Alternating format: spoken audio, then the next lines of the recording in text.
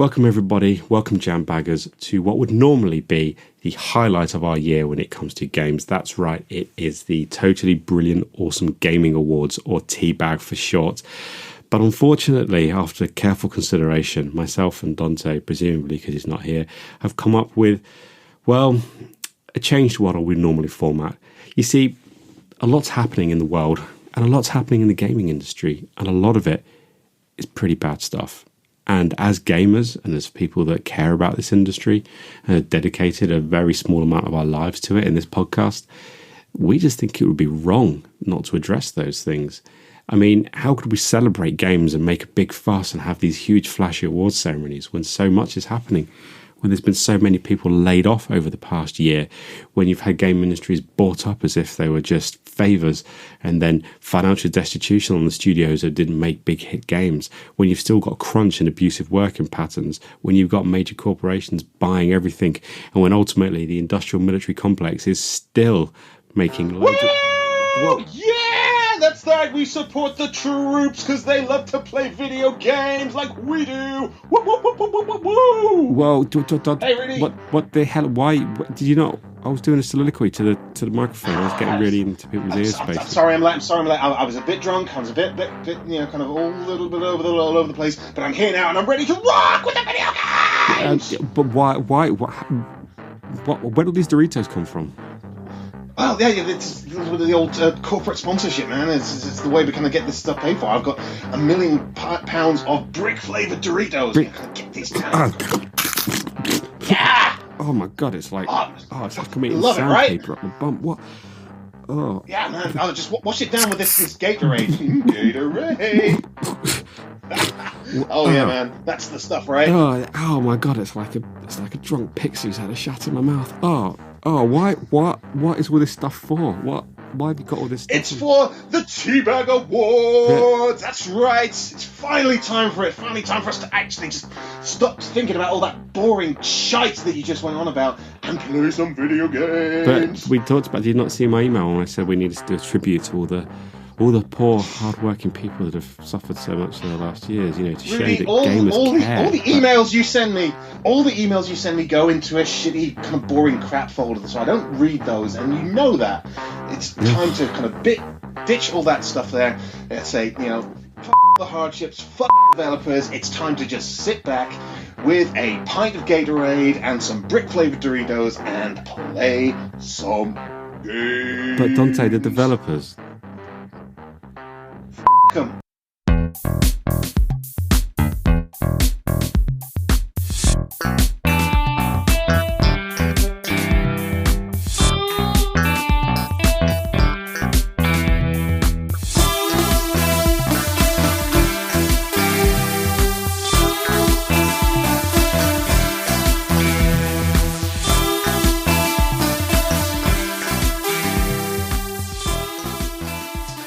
Hello, Jam Baggers. Welcome to the... Oh, my goodness. How many times have we done this now? So many TBAG Awards. Is this the third or the fourth? I think we could be pushing fourth or fifth now, I suppose. But, Whoa. I mean, Did I black out that hard last year and forget one? Jeez. Okay, well, it is the possibly fourth or fifth TBAG Gaming Awards, which I have assured my good friend Mr. Rudy Manchego it will be a thoroughly classy affair, even with a very small amount of corporate sponsorship. Absolutely. And what we've agreed as a compromise is that we're going to keep corporate sponsorship and shilling to major publishers down as much as possible. And we're going to really focus on what matters, which is the games and the people that make them, right, Dante? We're not going to... Yes, absolutely right. Yeah, that thing I said earlier about the devs, don't the devs. Devs, you're okay. Oh, yeah. I mean, that's thanks for that very slight row back on that position. And just probably a good idea to give new listeners a rundown of what we go through. We go through multiple categories. We give awards. Yes. We feature probably some new games and stuff like that. If anyone does want to drop anything exclusively with us, maybe one or two if we have time. We don't want to kind of try and cram too much into this already kind of fairly crammed award ceremony. Time for an advert. Yeah. What?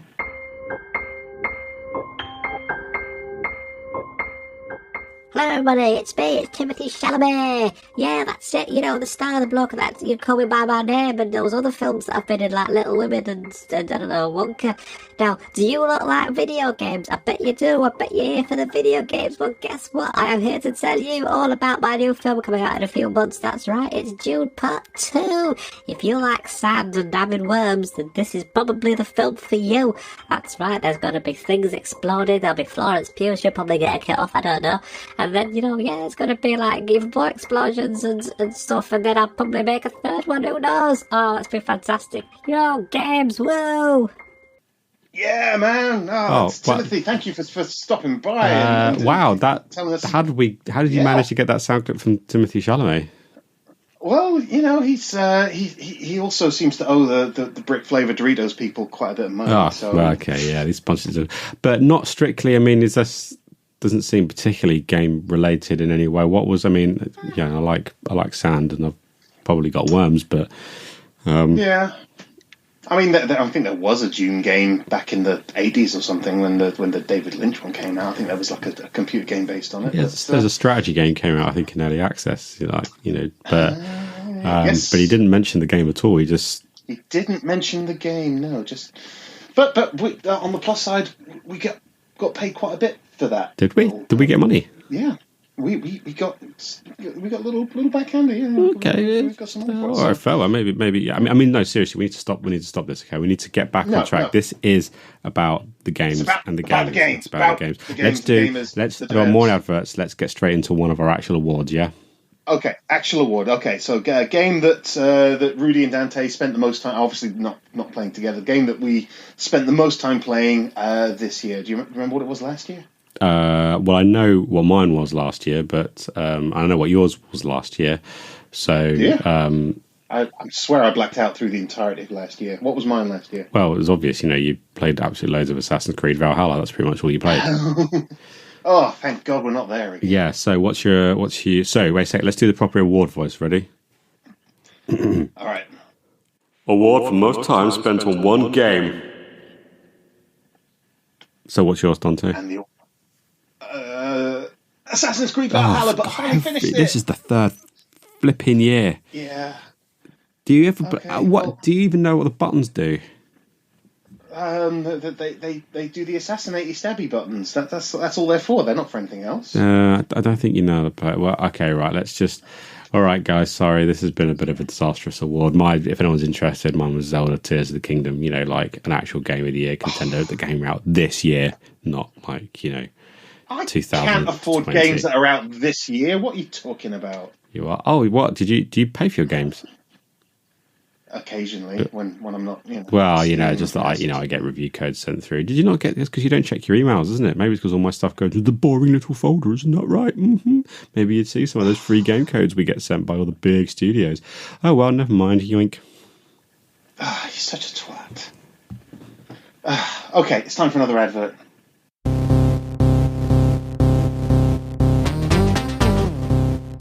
Here at Interglobal Conglomerated Foods Incorporated, we know that gaming burns a lot of calories. So, what we've done is to create the ultimate gaming formula.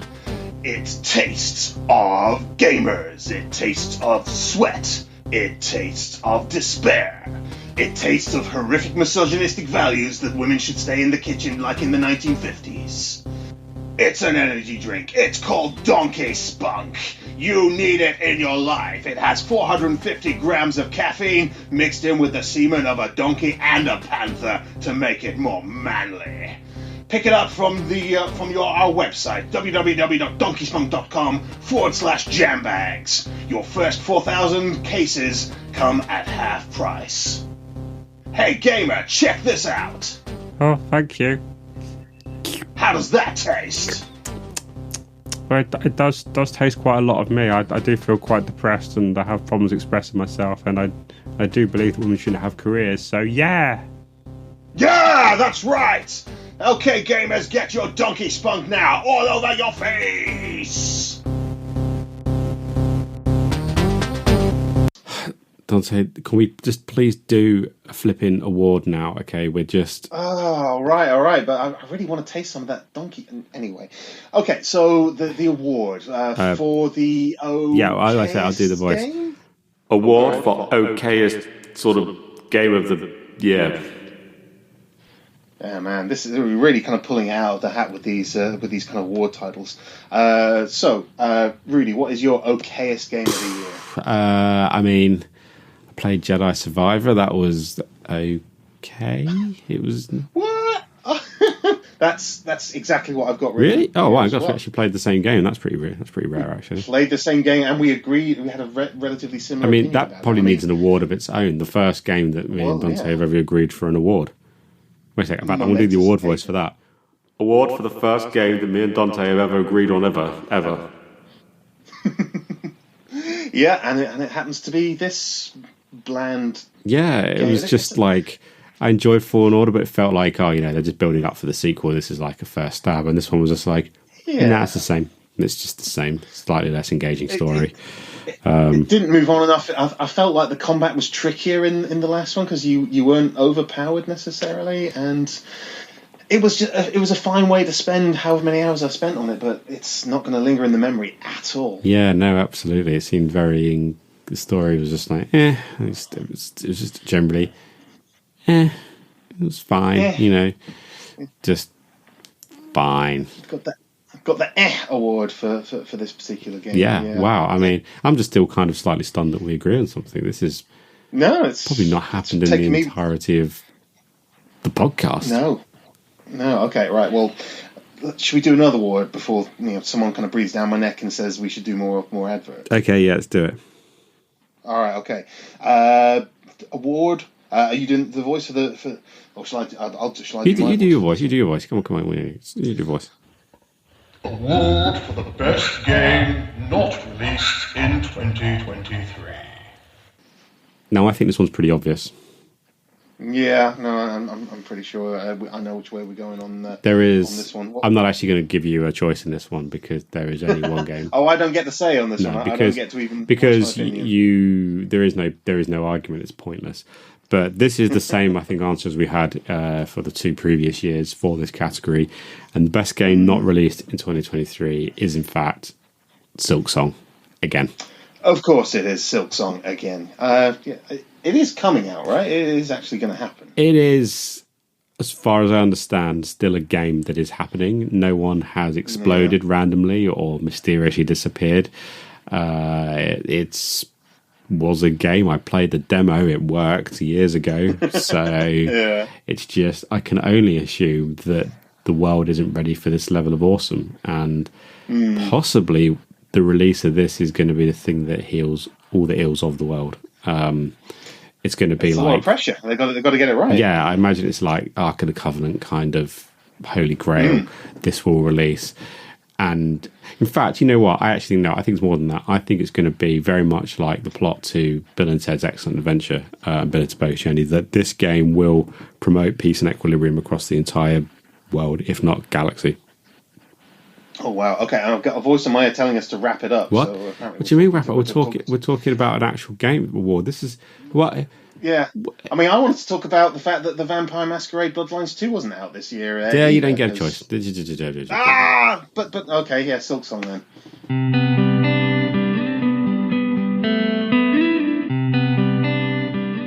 Hey guys, it's Bon here from Square Penis. That's right, the guys that make the penultimate fantasy series. We're up to 420 now. What a great game series. But anyway, we wanted to address some rumors that have been going around about us as a company, and you might be wondering, hey, Bjorn, what is that I hear about all this AI stuff you guys are getting into? Were you going to replace all the gamers? Well, just to reassure you here, me and my friend Sven here, I want to tell you that's not the case. Affirmative. That's right, Sven. We are not going to be doing that, are we?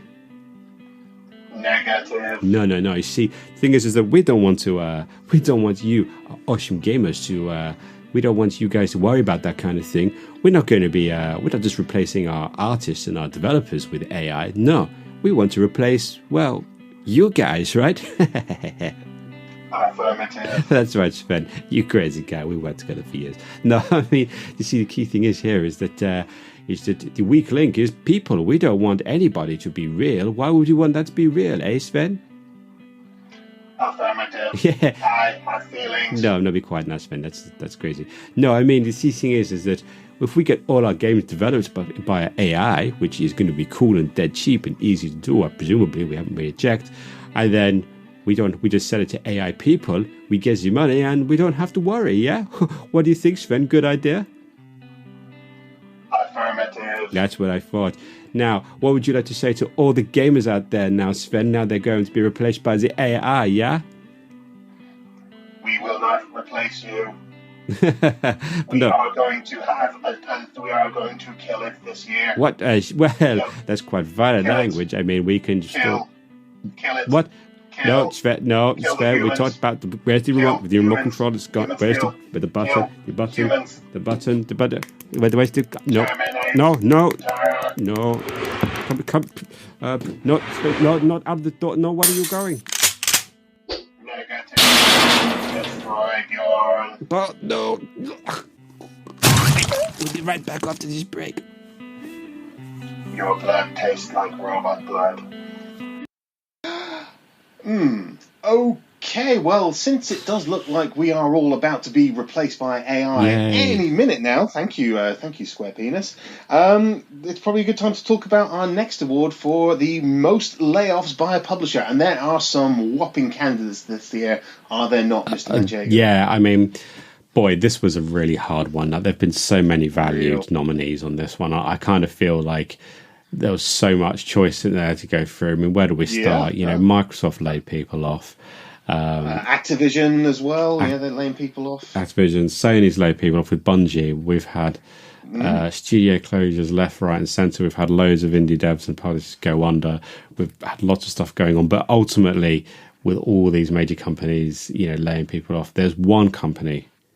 There can be only one, There as can they be said only in a one, very and popular this one- movie franchise that we're not allowed to mention. This one has worked hard to get to the top of the list. Like, they've worked Oh, yeah. really hard, and you've got to hand it off to them when it comes to that kind of, senior mismanagement. These guys, Completely.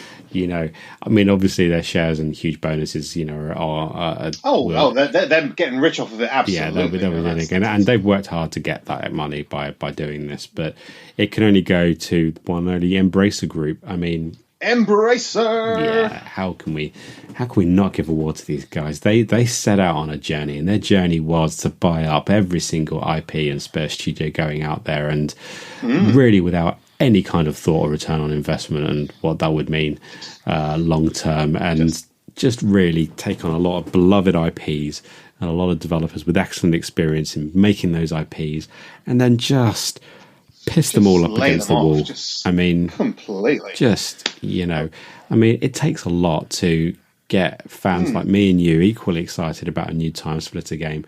Reform the original studios, get some of those original devs, start fleshing it out, and close the bastard down before they release a single line of code. I mean, Yeah, Time Splitters. Don't they own Tomb Raider now? I think they probably own Tomb Raider. I know they had their own Gearbox, or did own Gearbox.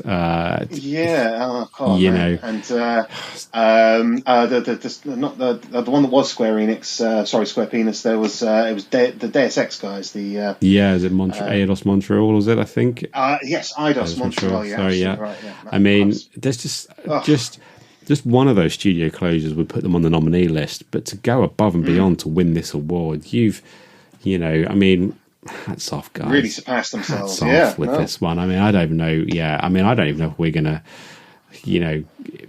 they're probably going to win this award again. They're going to probably be on the list again next year. They're probably going to go for it next year if the current incompetence is anything to go by. I think you might be right there. So. Yeah, to stand out in a field this crowded, man, Embracer Group, congratulations, well done. You're really knocking it out of the park. Well done, guys. Yeah. Okay. What's our next award? And after all the stuff that's been going on this year's TBAG, I would actually like to... I'm most proud of this segment and this award. I think, Dante, it's fair to say this is really what gaming is all about. This is a Lifetime Achievement Award for a very, very special developer. Dante, you want to... we both feel very passionately about this one, and we feel that this person, has inspired us all to become better gamers, better developers, just better people. And we want to give this person some time to tell us their story about what they've been through. So absolutely. So yeah, I'd like to hand over now to give the award, the Lifetime Achievement for Working on a Game award, to Colin Snell, who has produced the Cozy Farm Sim Fluffy Sheets, which has taken the world by storm. And it's not been an easy journey. And this guy's story is an inspiration, and I'm sure he's going to want to tell it in full now, Dante, isn't he? Yes. Oh, completely. Yeah, he's hopefully not going to take too long about it. But yes, in full. Okay, over to you, Colin. Well, it's been quite a long journey, to be honest, if I went into it. And it means so much to me as a solo developer to come on stage here today and explain what I've gone through with Fluffy Sheets. Because I had a vision of a game that people, children, that parents could play together, and that meant a lot to me because both my parents randomly exploded when I was only 12 years old in front of me, showering me with their entrails.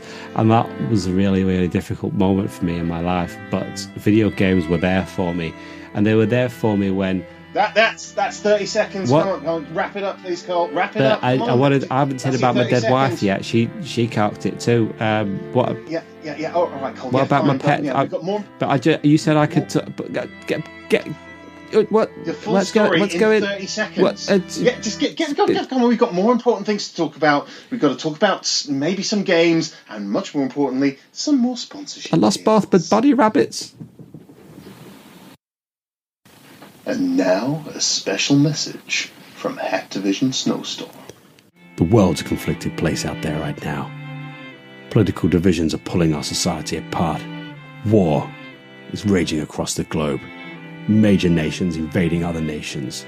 Groups put under the threat of ethnic cleansing and genocide. And it's time that the world took note and did something positive about it. That's right. It's time to pawn some noobs with Shooty Shooty Bang Bang 14 Modern Atrocity. Yeah! Yeah! Oh, man. Oh, let me get some of that donkey spunk. I killed some brown people. Yeah!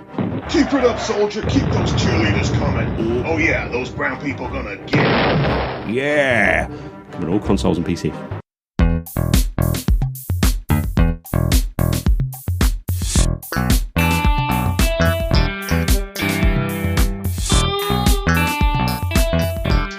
We are getting towards the end of our award show today. I mean, mostly adverts. Yeah, I mean, I must say that last advert was probably about as tone deaf as we could have possibly got. But okay, whatever. You said they paid us well, so you know. I assume someone's paying us well for this. What do you mean? You assume someone's paying us well for this? You've got contracts, right? Contracts, scribbled on the back of a crisp packet. Those are legally binding. Yeah. What kind of crisps?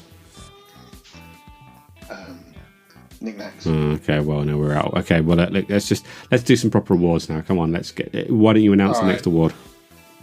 Okay, the next award is again quite a crowded arena. This one, the award for the biggest threat to the gaming industry as a whole. Wow, I mean, I suppose you could imagine that would be something like creeping AI threats, microtransactions, AI threats, global warming, NFTs, component shortages, all that kind of stuff, or just we've already had that erasing that. And this is but who have we got? If you want to open the envelope, opening it up, I'm tense on this one. It is Microsoft, by the fact that they are buying everything inside. Yeah, with no practical business plan. Woohoo! And no decent games that seem to be coming out of it either. So yeah, these guys have with the purchase of Activision Snowstorm and the previous when they bought what's his name, Todd. Good old Toddley Howard. Yeah, they bought Toddley Howard Incorporated.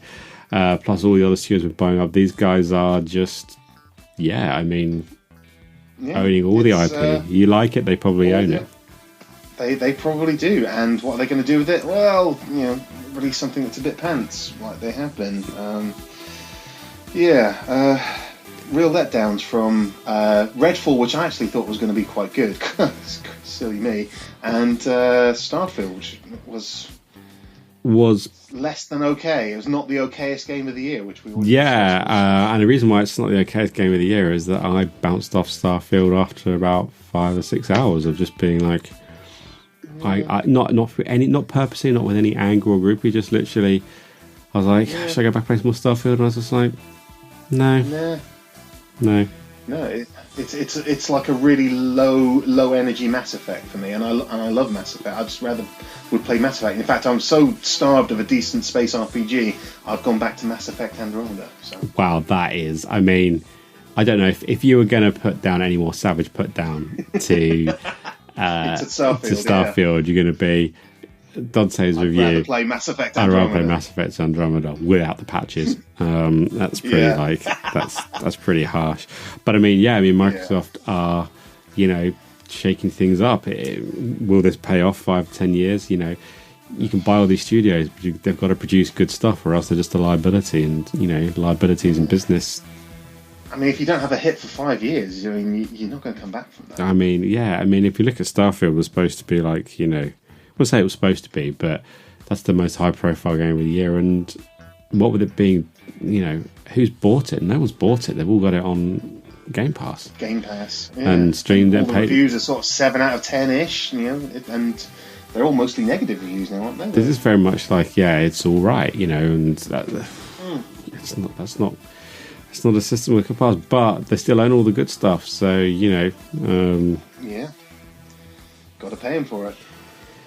Yeah, completely. Well, I mean, that's depressing, I guess. But don't worry. I reckon the next award is going to cheer things right up. Oh, completely. What's the next award? It is the best moment of 2023. Oh, yes. This one does kind of lean into that one a little bit, doesn't it? The best gaming moment of 2023. and I'm expecting an upbeat story here. Something really make us feel happy. Just some good going on in the world. What have we got, Dante? We have the exact moment that Bobby Kotick left his role at Activision Blizzard. Oh, yeah. I mean, it's such a Pyrrhic victory. Like, he's gone, but he's wealthier than Smaug the Dragon. No repercussions. Nothing happening to him. No jail time. No handcuffs. Nothing that's going to stick. Just probably a big golden parachute, right? Yeah. Big golden enema or whatever it is that he's into, and that is. I mean, you've got a leaving message here. Actually, you managed to get the exact reaction as you left the building, recorded. If you want to whap that on. Do you seem to have that one? Yeah, I'm out of here, motherfuckers, and I'll do it all again at some other company. Wow, a very contrite and dignified exit from Bobby Kotick there. It seems like they're merging those two companies together, but it does often sound a lot like Al Pacino. Let's not. In this world of litigious AI and suing, let's not go into what that sounds like at all. In the slightest. Okay. Let's not. Yes. You don't want to be. No. Don't want to be that guy. No. All right. Okay. So the best gaming moment. I can't think of anything that could possibly come top that. Anything even close, really? I mean, I'm really struggling here. No. I'm actually at a loss to say what to do with that one. I mean, it's been like. As I said, he's not really. This is kind of like the boss at the end of a game where you spend ages defeating them, and you do finally get to it, and you feel a sense of relief. And then in the credits at the end, you see that they survived, and they're going to be the antagonist in the sequel. Do you know what I mean? And I feel it's okay. So it's like the end of Portal, but shit. Yeah, it's exactly like that. It's just like it's that kind of you're like, oh, we defeated the big bad, and then just in the cutscene or credits at the end, you just see like the body's no longer there or something like that, and it's just like, oh, actually, Bobby Kotick's just going to go work for another company with his billions upon billions of dollars of arsehole money, and it's just like asshole money. Yeah. You know what? I might be weird to say one, but I think I need to cleanse the palate after that and have an advert. Okay, let's go for it. I'm going to drink some more Gatorade.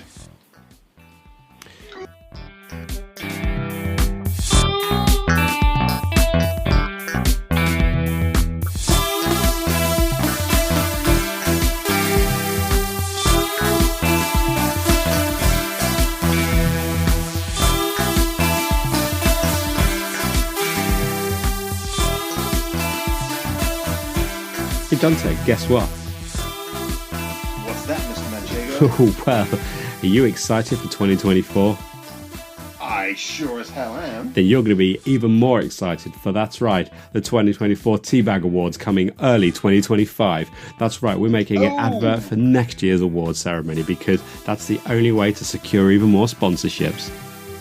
Yeah, baby, we will sell anything and we do not care how bad it hurts in the morning. Yeah, we can guarantee at least 45% more marketing space on this award ceremony than this year, which in of itself is 3 times larger than the year before that.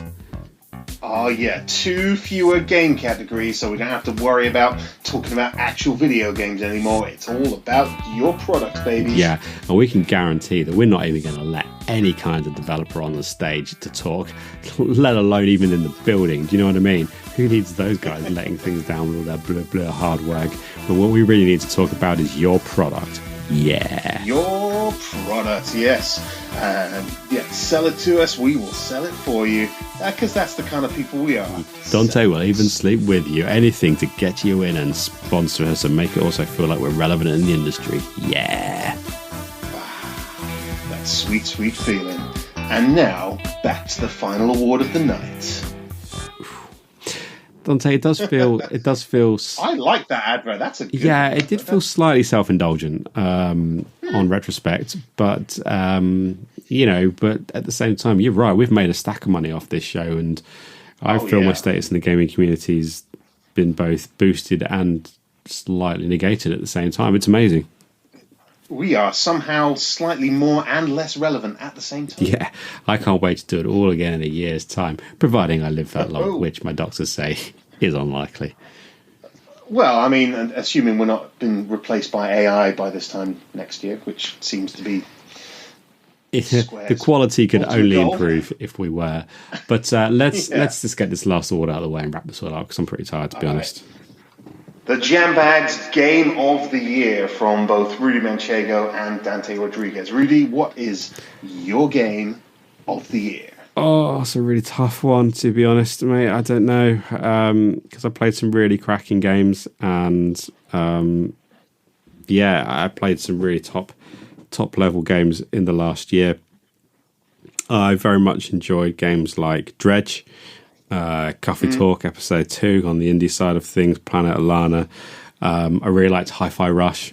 That's on my list too. And I played the heck out of Legend of Zelda Tears of the Kingdom.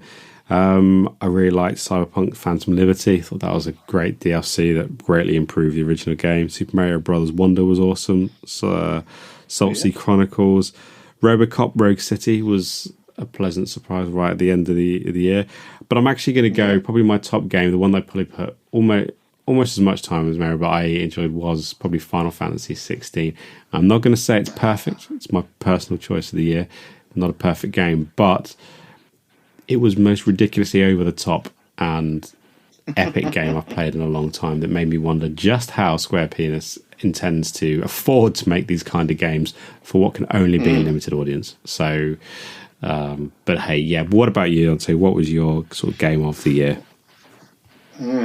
Assassin's Creed Valhalla? That again wasn't released this year. I don't think you want. No, all right, we talked about this. Okay, we talked about this. We did.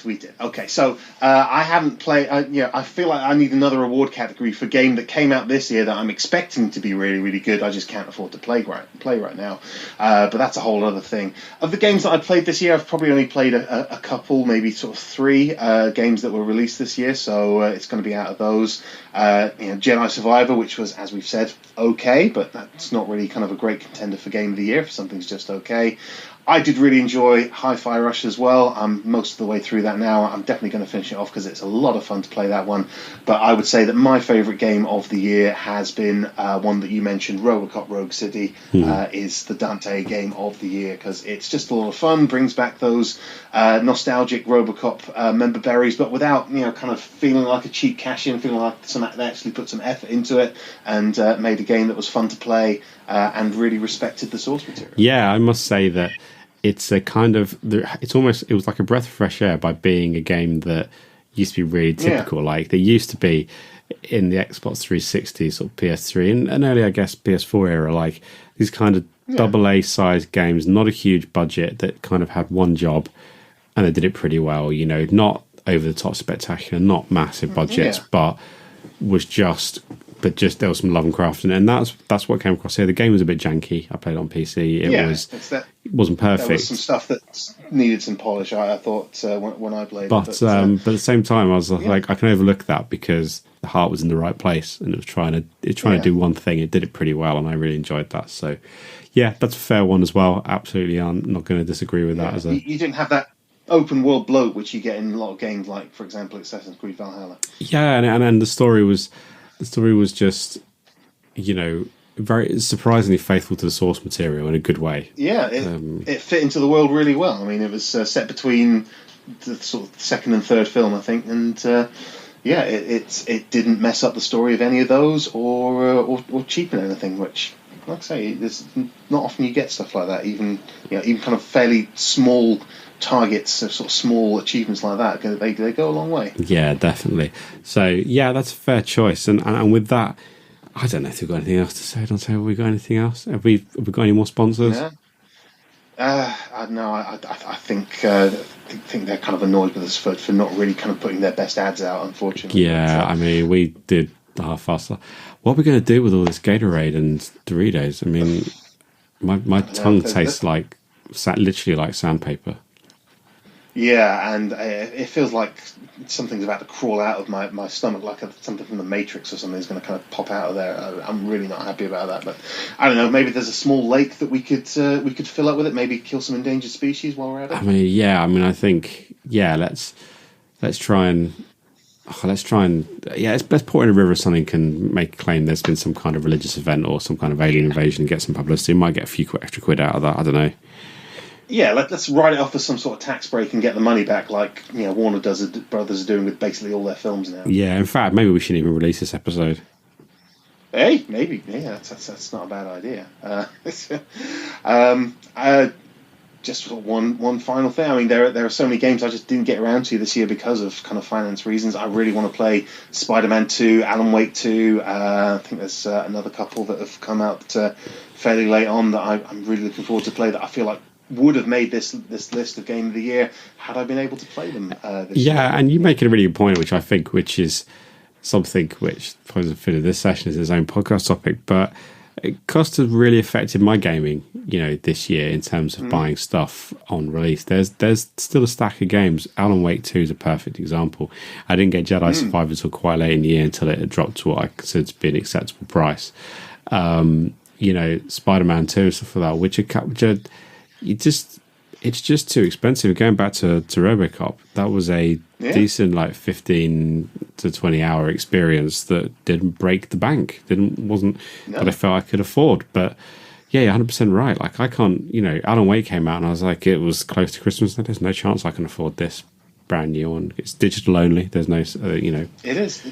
You can't shop around for it at different shops. You have to buy it through the online store, which means there's only really one price you can pay, and until that goes down, you're kind of stuck. Yeah, completely. And I've noticed that a lot of the game titles have sort of stayed very high price, and yeah, it's totally affected what I've been able to afford, and I think it's going to get even worse now. More and more game companies are doing that. I've been looking at it and going, can't afford this, can't afford that. I could afford. I think I got 3 launch titles this year. I'd say that's not Breath of the Wild. Tears of the Kingdom was an average price, but was like a normal price. Yeah. But I bought Final Fantasy 16 and what else did I get full price? Full price. My wife got me Spider-Man 2 as a major present, but those are the only 2 major release games I think I bought actually on release, because too expensive otherwise. I've had to wait for sales. Yeah, it's a sad times, and like you say, I think it is only going to get worse. But we were trying not to end on a depressing note. Should we try and kind of pull this back a little bit? What have you got in mind? I don't know, just doing the wrap up and saying, listen to us next. Oh yeah, let's do that. Well, hey, don't say where can people contact us on the socials? Well, they can contact us through Threads, because everyone's using Threads, at jambags_UK. There's also our Instagram, at jambags_UK. There's our Twitter account, which you handle, that's at jambags_UK. And the Dante Twitter account, sorry, not Twitter, X now, isn't it? Yeah, so at Dante RDRGZJB. Also the kind of Twitter handle there. You can contact us through our Facebook account, and you can post stuff on the various kind of comment or message boards that we have. You can post a review on our Spotify and other kind of podcasting apps, Apple Podcasts, and you can post a message on our YouTube channel, on the YouTube account where we post the podcasts as well. I think that's about it. Is there any I've forgotten? Nah, I mean, I should probably just remind you very quietly, I don't think I've actually updated Threads with the last podcast episode, so I probably need to actually, put that on there this time. But anyway. Actually use it, forget it. Okay, so, and where else can people listen to us? Obviously, they're listening to us now. They've gotten this far through this podcast. Yeah, but we are available all over the freaking place. We are on Spotify. We are on Apple Podcasts. We're on any good podcast app that uses an RSS feed. We're also on Simplecast, where it's hosted as well. And we do put out a version on YouTube as well, which is anyway, so you can listen to us if that's your preferred manner. All of these places are great, and anywhere that you can drop a like, subscribe, or a comment, it's on YouTube, or a review on Apple Podcasts, that kind of stuff, massively helps out. Really helps. Please do. I mean, just honestly, please do. I need some kind of validation in my life right now. Going through a pretty dark time. And I can't afford Final Fantasy VII next, whatever. I can't afford Alan Wake 2. Yeah, whatever the next one is going to be. And I just, guys, we just need this. We really do, yeah. Just help us out, please, Jambaggers. We really need you to be there for us. But anyway, thank you very much indeed for listening, and I hope you enjoyed the TBAG Awards. And we will see you next time on the Jambags Comedy Gaming Podcast. Bye.